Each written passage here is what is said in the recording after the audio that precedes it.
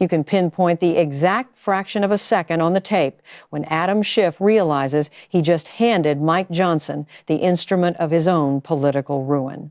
It goes down roughly 40 seconds into the televised proceeding, shifting the atmosphere in the room permanently. The California Democrat had just wrapped up a polished, calculated rhetorical sequence targeting the Speaker of the House. He focused on sworn oaths, the events of January 6th, and the perceived irony of a politician who challenged electoral certification now sitting in a position of judgment. It was a highly effective piece of political theater, engineered from the ground up to serve as the foundational text for imminent campaign solicitations. In fact, his communications team was likely drafting the exact copy at that very second. The operational reality of this specific political apparatus is cynical, but effective. Nearly every public utterance functions as a direct financial mechanism. Every committee hearing is structurally repurposed into a digital campaign stop. Across a span of 7 years, Schiff deployed the specific term evidence 212 separate times across various television networks. The established protocol inside his operation dictates that within 20 minutes of that word hitting the airwaves, staff members dispatch targeted donation links to a highly receptive donor base. Mike Johnson fully understood this architectural design. On this specific evening, rather than engaging in a predictable, defensive posture regarding the events of January 6th, the Speaker opted for a different tactical approach. He produced a physical binder containing an extensive, methodical catalog of those precise fundraising communications.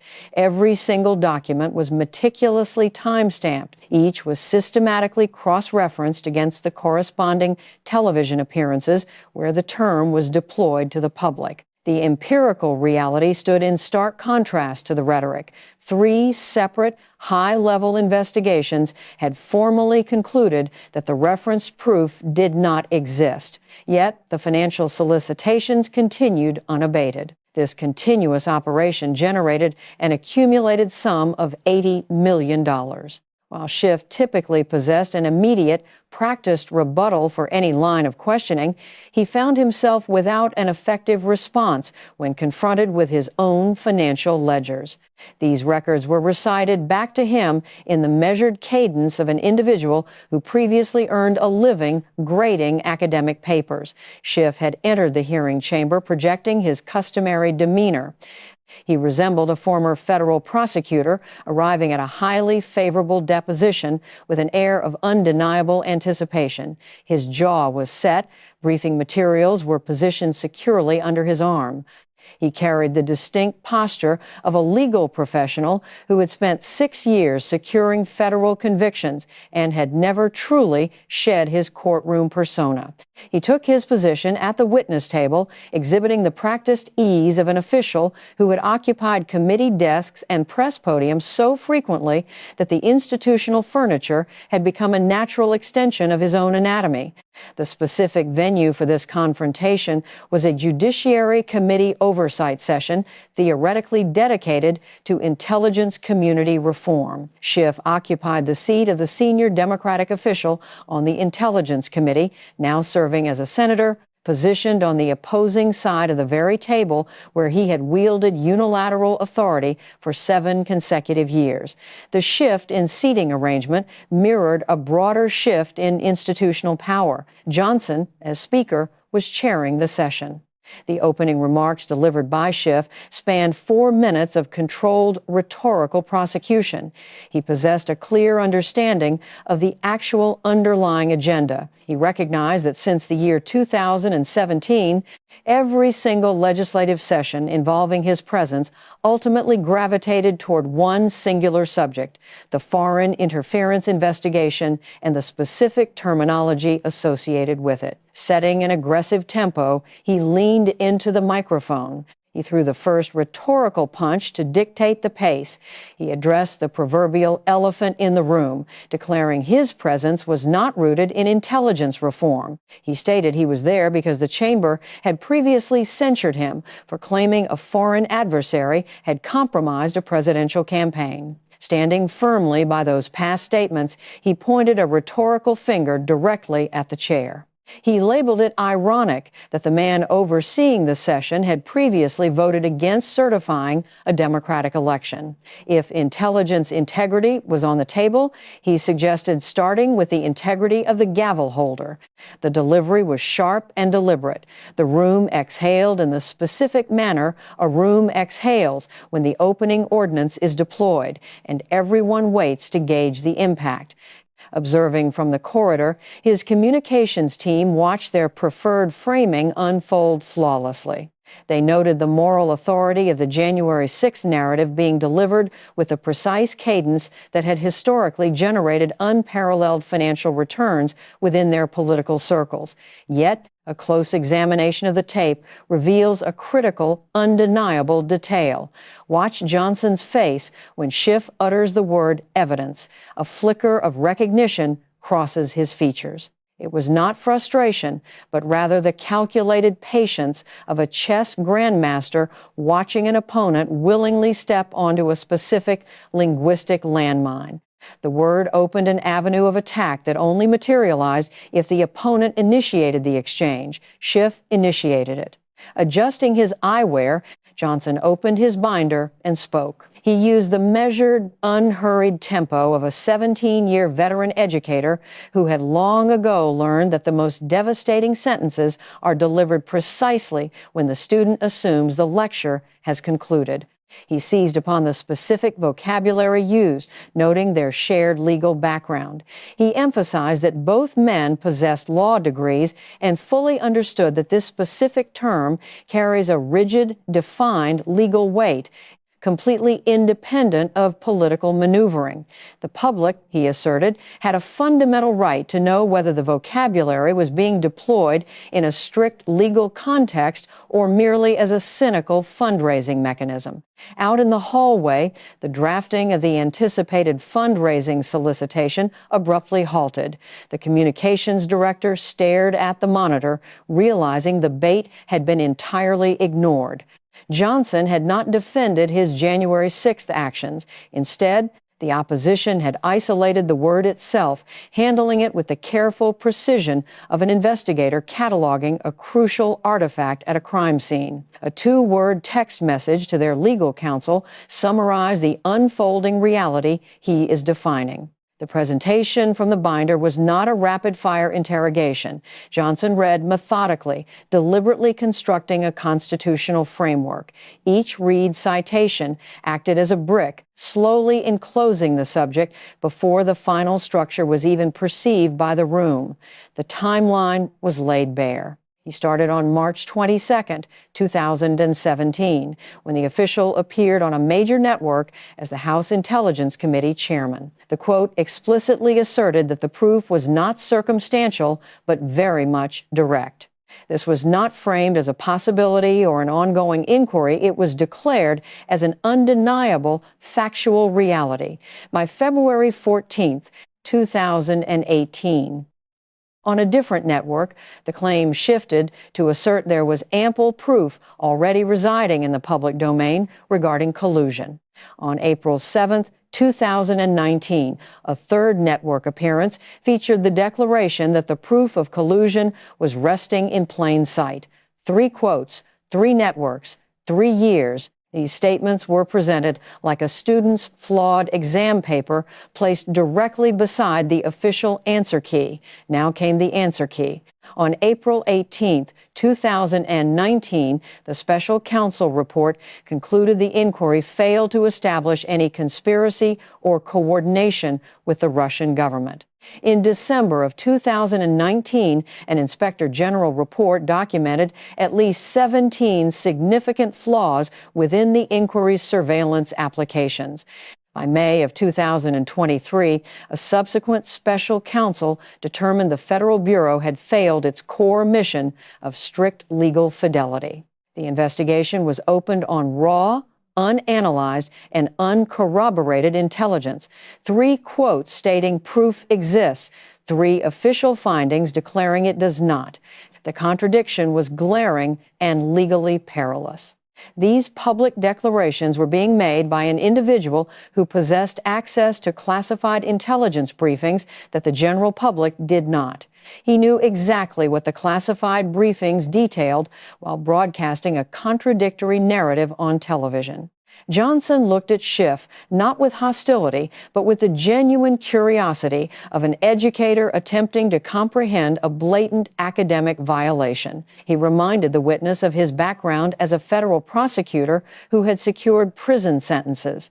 He emphasized the undeniable difference between an allegation and actual legal proof. The distinction between direct and circumstantial is not ambiguous. It is foundational knowledge taught in every introductory law course nationwide. Yet the most severe iteration of that terminology had been utilized to assure the public that proof existed in plain sight, all while reviewing classified materials that directly contradicted those very claims. The resulting inquiry was distinctly simple and binary. When you use that specific word across 14 networks spanning 37 months and repeated 212 times, were you applying the strict legal definition or an entirely different one? The instinct to reframe and redirect was immediate. Schiff leaned into the microphone and attacked the questioner. He argued that the final special counsel report had been broadly discredited by intelligence professionals attempting to pivot toward documented contacts. The deflection was cut short. Johnson demanded a binary response regarding the definition. The original question returned with identical, unyielding precision, creating an unanswerable trap. Admitting to a loose definition equated to confessing to intentionally misleading the public. Insisting on precise usage meant admitting to a falsehood, given the concrete conclusions of 3 separate official investigations. The resulting silence, the halting attempts to speak, mirrored the exact behaviors usually exhibited by those sitting on the receiving end of his own past inquiries. It looked profoundly different when happening to the man who spent 7 years demanding the answers. The foundation had been laid, and Johnson turned the page. The focus shifted directly to the financial returns, measuring the true value of the vocabulary in hard dollars. The narrative abruptly pivoted to a retired postal worker from Bakersfield, California, named Brenda Holloway. After 31 years of dedicated service carrying the mail, she had retired in 2020 on a fixed monthly pension of $2,800. Consuming evening cable news regularly, she initiated a $25 monthly recurring donation in 2018. Over an 8-year span, those individual contributions totaled $2,400. Her stated motivation, documented in a community paper interview, was her core belief that Adam Schiff was the sole voice delivering the truth about the situation. She was financially backing the belief that undeniable proof existed. She paid for that belief on a postal worker's pension, yet 3 separate official inquiries systematically debunked the reality she was financing. Unveiling the Federal Election Commission data mapped entirely new, highly damaging territory. While accusations of dishonesty were common political currency, quantifying the exact financial yield of that dishonesty was unprecedented. During the 2018 peak of his media appearances, the campaign generated $14,300,000. In 2019, the very year the initial special counsel found no conspiracy, the revenue hit $12,700,000. By 2020, after the inquiry had officially concluded, the financial intake swelled to $16,400,000. The debunking of the core claim did not depreciate its value. It enhanced it, transforming a legal standard into an incredibly lucrative political brand identity. The absolute apex of this financial model occurred during the second quarter of 2023. The chamber formally censured him for misleading the nation regarding the Russia inquiry, a censure anchored entirely in findings of uncorroborated intelligence. During the actual floor vote, a fundraising solicitation was actively dispatched. Johnson held up a printed page and read the quote. The email claimed radical opponents were pushing defamatory lies and demanded immediate financial support to fight back. Sent during the vote, that single quarter yielded $8,200,000, marking the most profitable financial period of his entire political career. The official reprimand for deceiving the public served as the ultimate financial catalyst. The connection to the retired postal worker was explicitly and painfully drawn. Brenda Holloway sent her monthly contributions fueled by a genuine belief in the promised proof. The senator was censured for lacking that proof, yet the censure itself generated over $8 million. Brenda paid initially for the illusion and unknowingly contributed again to the windfall generated when the illusion was officially caught. At this critical juncture, the demeanor in the room shifted. The educator vanished, and the constitutional lawyer stood alone. The temperature in the room plummeted as the focus shifted to cold, calculated legal analysis. This was framed not as a partisan dispute, but as a strict question of statutory law. As chairman of the House Intelligence Committee, access to classified briefings provided clear, undeniable insight into the actual state of the inquiry. The public broadcast directly contradicted that classified reality, a fact confirmed by 3 independent reviews. Utilizing those contradictory public statements to actively solicit donations resulted in an $80 million windfall over 7 years. Every solicitation referenced the inquiry, directly implying exclusive knowledge that justified continued financial backing. The federal statute regarding wire fraud, specifically Title 18 of the United States Code, Section 1343, outlines clear elements: a scheme to defraud, material misrepresentation, use of wire communications, and the intent to obtain currency. The mechanisms used were television broadcasts and electronic mail. The currency obtained totaled exactly $80 million. The core misrepresentation was the repeated assertion of non-existent proof. Acknowledging he was not acting as a prosecutor making formal charges, Johnson simply outlined the statutory elements for the record. He further noted that a former federal Election Commission commissioner had publicly concluded there was unquestionably sufficient justification for a civil probe and ample grounds for the Department of Justice to deeply consider a criminal inquiry. The American taxpayers funded a $32 million inquiry. Simultaneously, an $80 million fortune was amassed simply by discussing it on television. $32 million spent searching for evidence, while $80 million was generated by falsely claiming it existed. Removing his eyewear, a deliberate, agonizing pause preceded the definitive conclusion of the presentation. He cleaned his glasses slowly, a familiar tell for educators preparing to deliver the thesis of the lesson.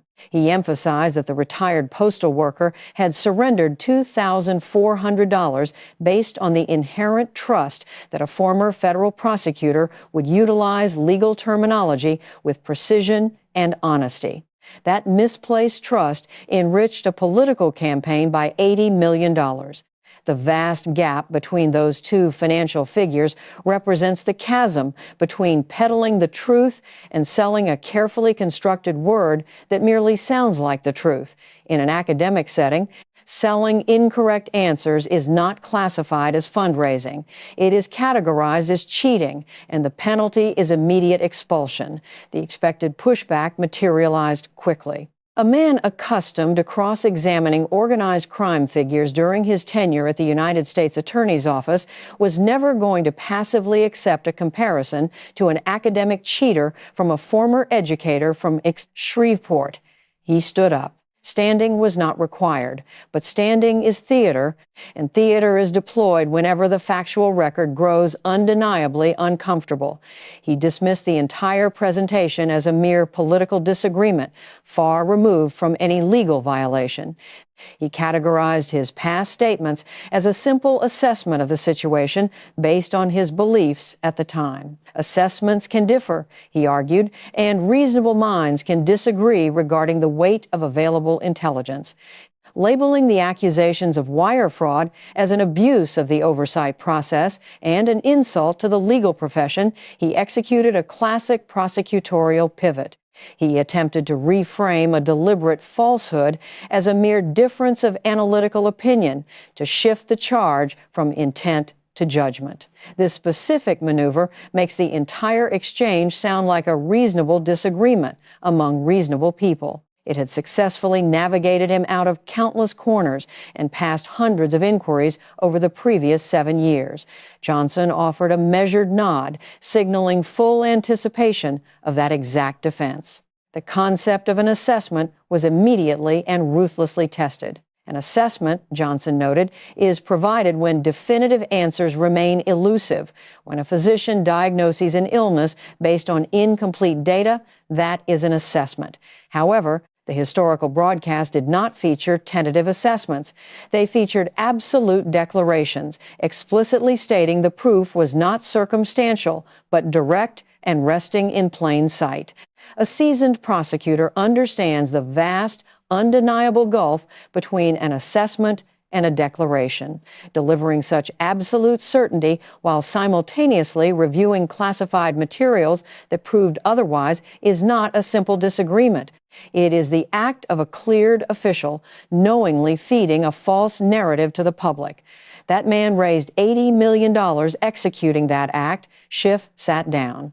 The seating was involuntary, resembling the specific motion of a lawyer who just heard his defense restated by opposing counsel more clearly than he stated it himself. The maneuver exposed a critical vulnerability rather than providing a viable escape route. The attempt to hide behind the concept of an assessment was systematically dismantled by his own historical vocabulary. Certainty, when explicitly contradicted by classified reality, transcends a mere difference of opinion. It becomes something else, and that something else carries a statute number. The final phase of the presentation silenced the room entirely. It was not the quiet of boredom, but the stark realization of a narrative reaching an unexpected destination. A visual aid was introduced to illustrate the correlation between the media appearances and the financial intake.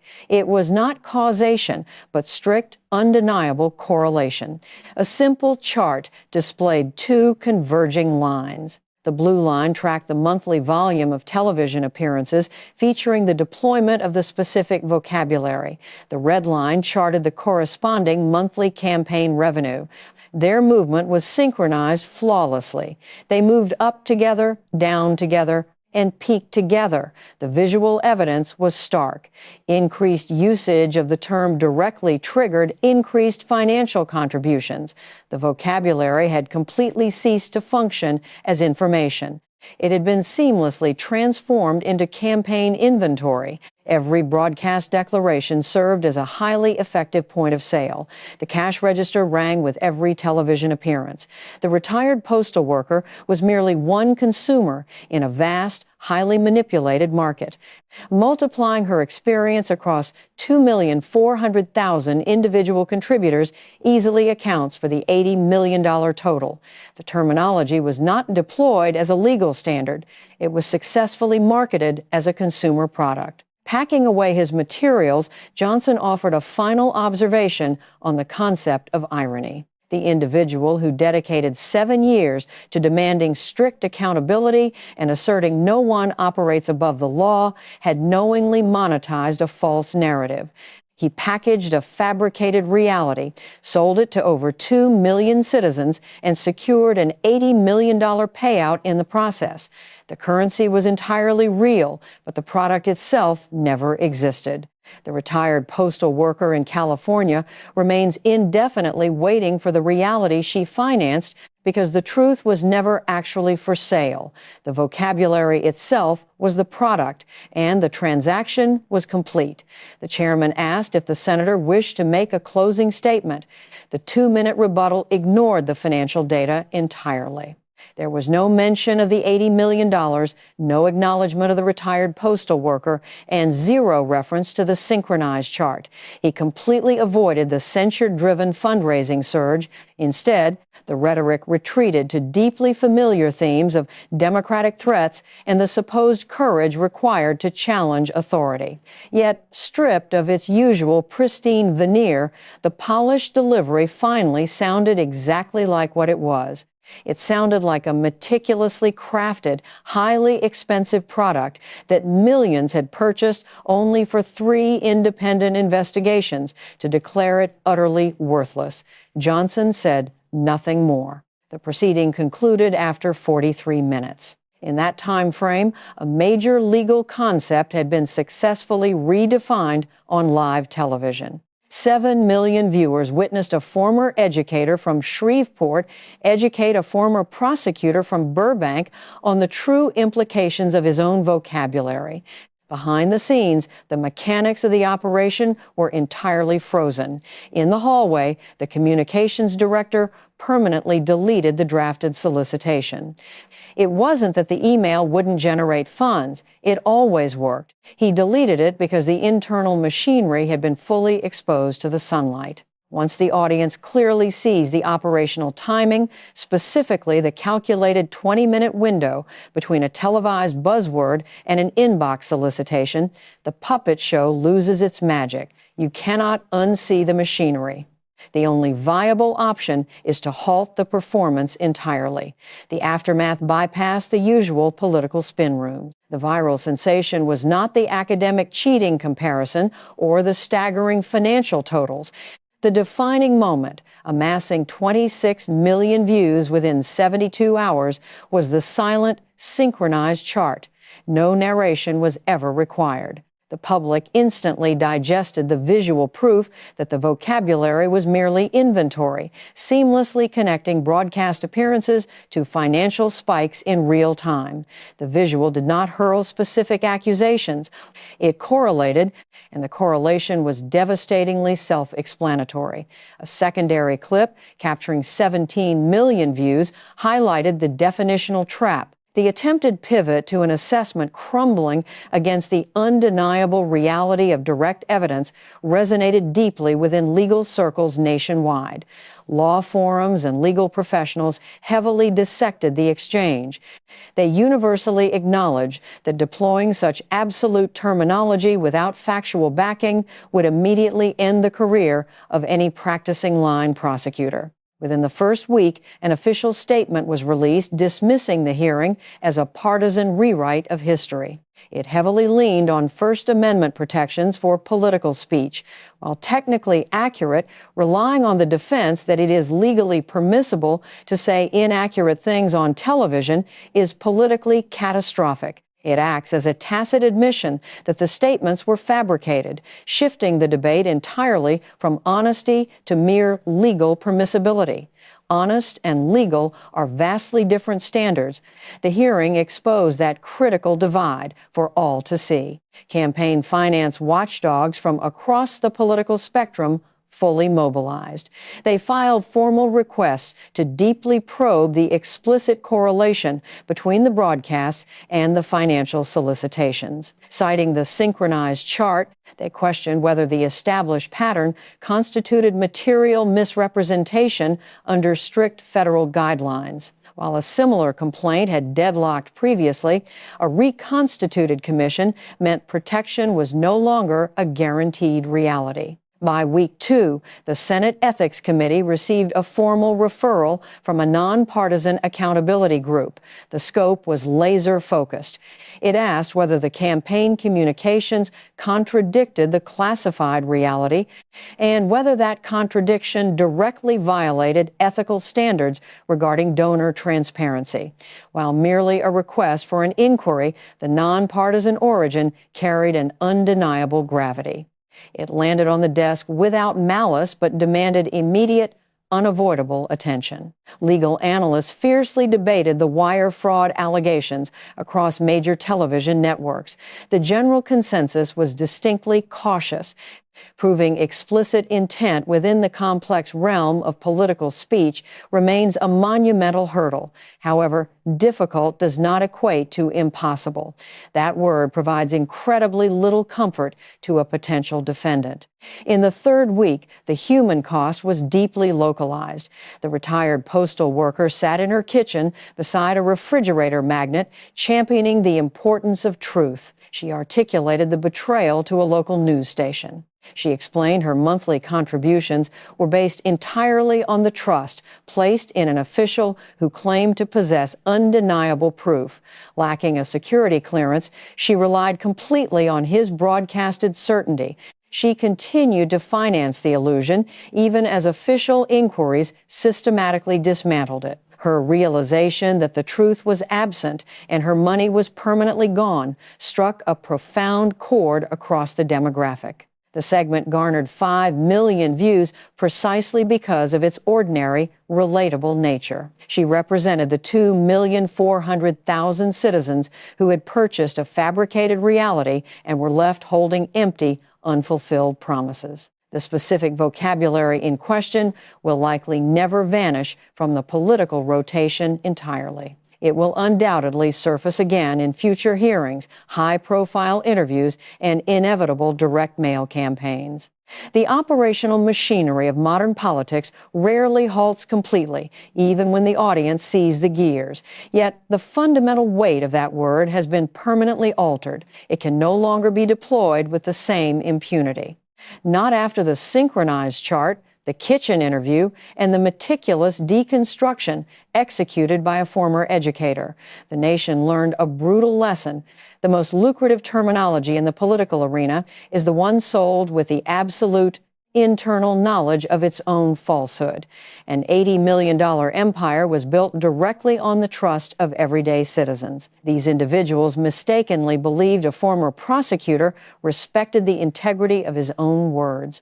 The vast expanse between what was politically promised and what was actually delivered spanned 7 long years and $80 million. That massive deception now has a clear definition. It is permanently categorized not as a pursuit of justice, but as the ruthless, highly profitable marketing of an empty word.